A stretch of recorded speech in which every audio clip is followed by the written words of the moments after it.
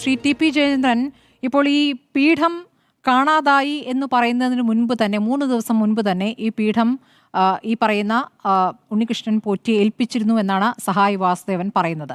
13-ാം തീയതി ഏൽപ്പിച്ചതാണ്. എന്നിട്ട് 16-ാം തീയതി പറയുന്നു പീഠം കാണാനില്ല എന്ന്. അപ്പോൾ അതിലൊരു രാഷ്ട്രീയ ഗൂഢാലോചനയുണ്ട് എന്ന വാദമാണിപ്പോൾ CPM ഉന്നയിക്കുന്നത്. ഇതിൽ ഈ ഉണ്ണികൃഷ്ണൻ പോറ്റിയുമായി നിങ്ങൾക്ക് എന്തെങ്കിലും ബന്ധമുണ്ടോ? കാരണം രാഷ്ട്രീയ ഗൂഢാലോചന BJPയെയും സംശയിക്കുന്നുണ്ട്, അതോടൊപ്പം കോൺഗ്രസിനെയും സംശയത്തിൽ നിന്ന് ഇല്ലാക്കുന്നുണ്ട്. സ്മൃതി, എല്ലാം ശരിയാക്കുക എന്ന ലക്ഷ്യത്തോടു കൂടിയാണ് കേരളത്തിലെ ഇടതുപക്ഷ ഗവൺമെൻറ് അധികാരത്തിലേറിയതെന്നുള്ള അവകാശവാദം.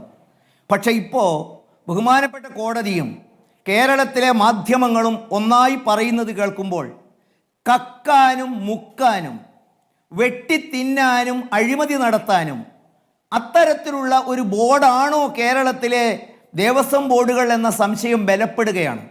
കാട്ടിലെ മരം തേവരുടെ ആന വലിയടാ വലി എന്ന് പറയുന്നത് പോതിരിയിൽ അധികാരത്തിലേറാൻ അവസരം കിട്ടിയപ്പോൾ ദേവസ്വം ബോർഡും അംഗങ്ങളുമൊക്കെ ഈ ഖജനാവിൽ കൈയിട്ട് വാരുകയായിരുന്നുവോ എന്നുള്ള സംശയമാണ് ഇപ്പോൾ ബഹുമാനപ്പെട്ട കോടതി നമ്മുടെ മുമ്പാകെ വെച്ചിരിക്കുന്നത്. സ്മൃതി, ഇന്ന് നമ്മൾ എത്തിക്കൊണ്ടിരിക്കുന്ന ചോദ്യങ്ങളെക്കുറിച്ച് നമുക്കൊന്ന് ഗൗരവമായി ചിന്തിക്കേണ്ടതുണ്ട്.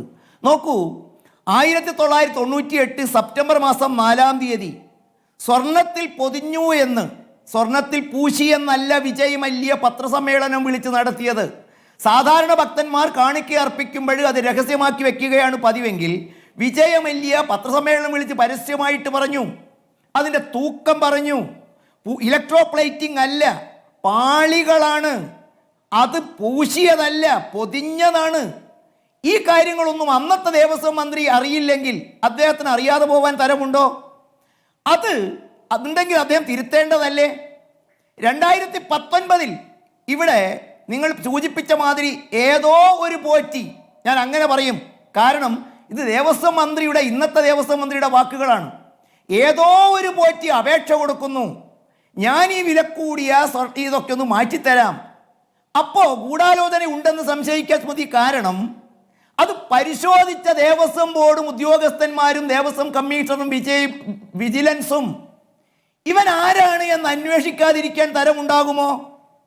ഇത്രയും വലിയ കാര്യങ്ങൾ ചെയ്യാൻ കെൽപ്പുള്ളവനാണ് എന്നും ഇവന്റെ ഹിസ്റ്ററിയും അയാളുടെ വേറെ ബോർഡ്സും അന്നത്തെ മന്ത്രി പുങ്കവന്മാരും ഭരണകൂടവും അറിയാതിരിക്കാൻ തരമുണ്ടോ? അദ്ദേഹം സ്പോൺസർമാരുടെ മുഴുവൻ ജാതകവും ഈ പറയുന്ന ദേവസ്വത്തിന്റെ കയ്യിലുണ്ടാവില്ലല്ലോ. സ്പോൺസർമാരായി പലരും കടന്നു വരാറുണ്ട്. അങ്ങനെ പലരും അങ്ങനെ ക്ഷേത്രത്തിന് സ്വർണം നൽകാറുണ്ട്.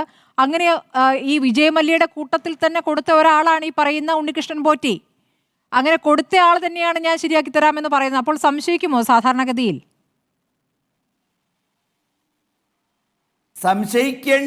പൊതുജനങ്ങൾ സംശയിക്കേണ്ടിയിരിക്കുന്നു. നിങ്ങൾ ചോദിച്ച ഗൂഢാലോചനയുണ്ടോ എന്ന സംശയത്തിന്റെ വാക്കുകളാണ് സ്മൃതി ഞാൻ പറയുന്നത്. ശരി, അദ്ദേഹത്തിന്റെ ജാതകം പരിശോധിക്കേണ്ട, അത് ഒരു അപേക്ഷ കൊടുക്കുന്നു.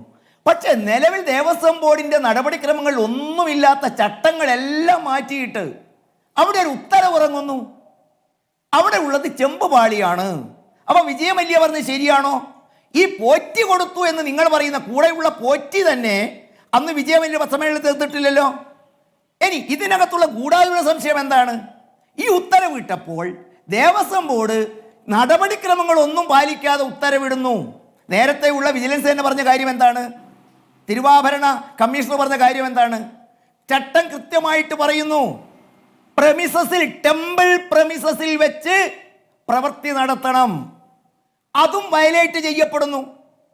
മാത്രമല്ല, ഇളക്കിയ ചെമ്പുപാളികൾ ദിവസങ്ങൾ കഴിഞ്ഞാണ് ചെന്നൈയിലെത്തുന്നത്.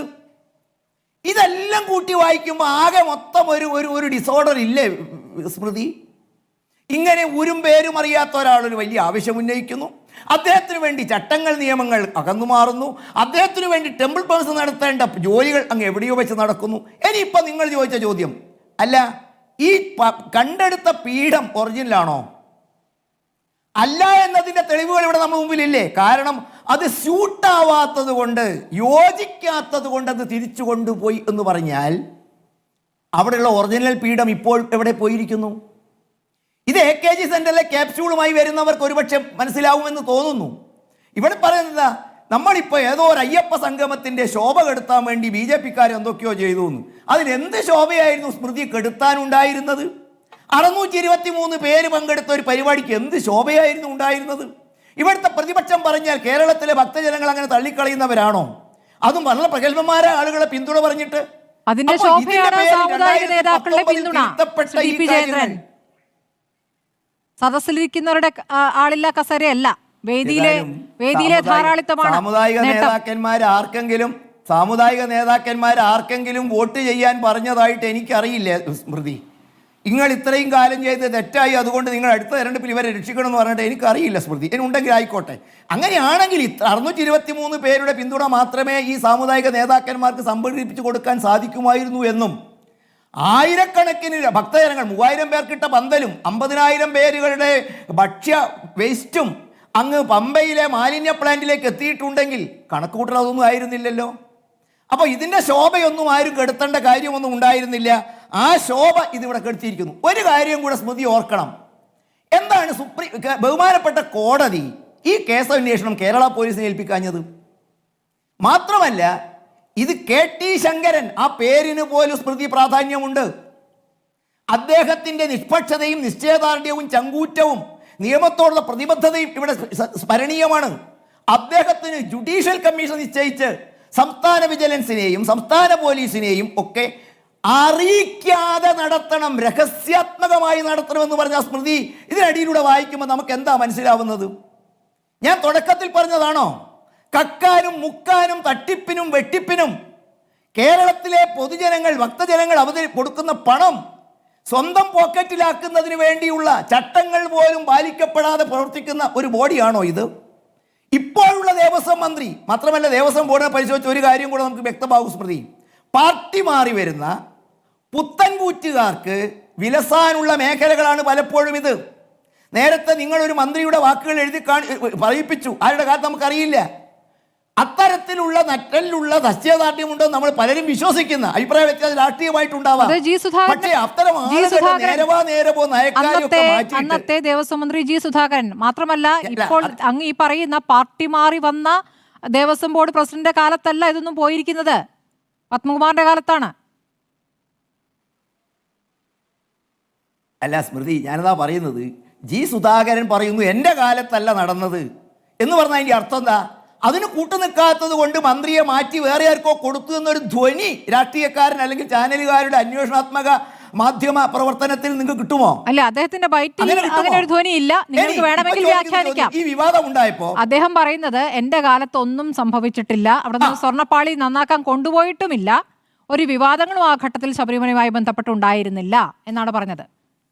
പിന്നെയുണ്ടായ അവിടുത്തെ അപകടത്തെക്കുറിച്ചാണ്, വെടിക്കെട്ട് അപകടത്തെക്കുറിച്ചാണ് പറഞ്ഞത്. സ്മൃതി ഇന്ന് കോടതി പറഞ്ഞിരിക്കുന്നത് ഇത് മാത്രം അന്വേഷിച്ച ഒരു കാര്യം സ്മൃതി, ജാതകം അന്വേഷിക്കുന്ന സ്മൃതി ചോദിച്ചപ്പോൾ ഒരു കാര്യം കൂടി അദ്ദേഹം പറഞ്ഞ എന്താ, ഇത് കേവലം ഒരു പോറ്റിയിൽ ഒതുങ്ങരുത് എന്ന് പറഞ്ഞാൽ പോറ്റി മുൻപിലുള്ള ഒരു ഒരു ഒരു ഒരു നിമിത്തം മാത്രമാണ്.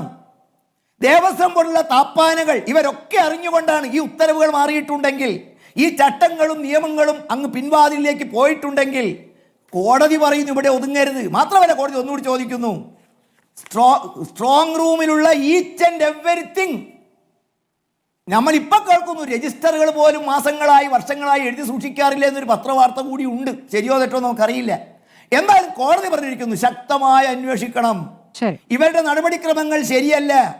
ഇത് ആഗോള അയ്യപ്പ സംഗമത്തിന്റെ ശോഭ കെടുത്താനല്ല, മറിച്ച് ആരൊക്കെയോ കൈയിട്ട് വാരാനും അവർക്ക് ചെയ്യാനും വേണ്ടിയുള്ള അന്വേഷണത്തിൽ KT ശങ്കരനെ പോലെയുള്ള ഒരു ജസ്റ്റിസിനെ ഭരണകൂടത്തെ അറിയിക്കാതെ, ദേവസ്വം ബോർഡിനെ അറിയിക്കാതെ രഹസ്യാത്മകമായി നടത്തണമെന്ന് പറഞ്ഞിട്ടുണ്ടെങ്കിൽ പരമോന്നത നീതിപീഠത്തിന് പോലും ബോധ്യപ്പെട്ടോ ഇത് പൊതുഖജനാവിലെയും ഭക്തജനങ്ങളുടെയും വഞ്ചനയ്ക്ക് തങ്ങളുടെ ഒരു അതിവായനയായിട്ട് വേണമെങ്കിൽ കരുതാം. കാരണം ദേവസ്വം ബോർഡ് ജീവനക്കാരുടെ സാന്നിധ്യത്തിൽ വേണ്ട ഈ എണ്ണി തിട്ടപ്പെടുത്തൽ, അത് ഈ പറയുന്ന വിരമിച്ച ജഡ്ജി അങ്ങേക്ക് വിശ്വാസമുണ്ട് എന്ന് പറയുന്ന സത്യസന്ധനായ ജഡ്ജി നടത്തുന്ന ഈ കണക്കെടുപ്പിൽ ദേവസ്വം ബോർഡ് ജീവനക്കാരെ അറിയിക്കേണ്ട, അതിന്റെ റിസൾട്ട് എന്താണെന്ന് അവരെ അറിയിക്കേണ്ട എന്ന് പറയുമ്പോൾ ജീവനക്കാരെ സംശയിക്കുന്നു.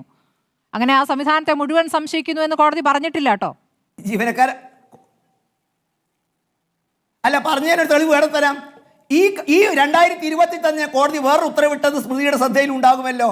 അയ്യപ്പ ഫ്യൂവൽസ് എന്ന് പറയുന്ന ശബരിമല ദേവസ്വം ബോർഡിന്റെ കീഴിൽ നടക്കുന്ന ഒരു എന്താ പറയുക പെട്രോൾ പമ്പിൽ 40 ലക്ഷം ആവിയായി പോയി. എന്താ പറഞ്ഞത്? അതിന്റെ ഡിജിറ്റലൈസേഷനെ കുറിച്ച് കോടതി പറഞ്ഞോ? മാത്രമല്ല ഈ ഭണ്ഡാരം എണ്ണുന്നിടത്ത് ആരൊക്കെ വേണം ആരൊക്കെ വേണ്ട എന്ന് കോടതി പറഞ്ഞോ? ഇത് ഇന്നും ഇന്നലെ ഒന്നും തുടങ്ങിയതല്ല സ്മൃതി. എന്നൊക്കെ രാഷ്ട്രീയക്കാരൻ അധികാരത്തിലേറിയോ, നാസ്തികന്മാർ, ഞങ്ങൾക്ക് ദൈവത്തിൽ വിശ്വാസമില്ലെന്ന് പറയുന്നവർ, എന്തിനാ ഈ അമ്പലത്തെ അങ്ങ് നന്നാക്കി കളയാൻ പോയവർ നന്നാക്കി കളയ വാർത്തകൾ കേൾക്കുന്നത്? നമുക്ക് എന്താ ഒരു കാര്യം ഉറപ്പാണ്, ഇവരൊന്നും അയ്യപ്പൻ ശബരിമലയെക്കുറിച്ചോ ഗുരുവായൂരോ ദേവസ്വം ബോർഡോ അഴിമതി ഇല്ലാതാക്കി നന്നാക്കി കളഞ്ഞ് അതങ്ങ് ശ്രേഷ്ഠമാക്കുക എന്ന ലക്ഷ്യത്തോടെയല്ല, മറിച്ച് അതിനകത്ത് വീഴുന്ന അയ്യപ്പൻ്റെ ഉട്ടുതുണി പോലും അടിച്ചു മാറ്റാൻ അവസരം കിട്ടിയാൽ ഇവർ മാറ്റുമെന്നതിൻ്റെ തെളിവല്ലേ ഇത്? പൊതിഞ്ഞ സ്വർണ്ണപ്പാളി ചെമ്പായി മാറുന്നു, അത് പൂശിയത് പോലും അല്ലാതായി മാറുന്നു.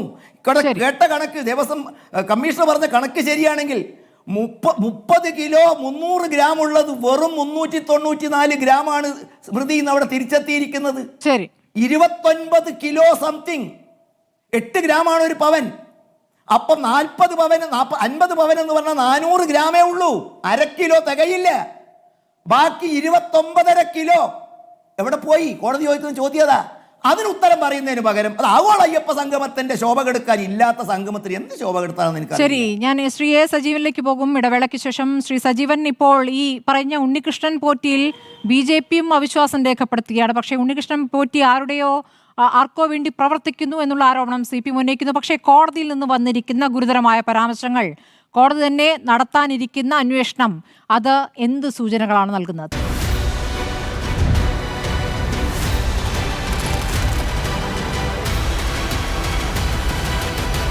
Debate with Smriti Parathikkad.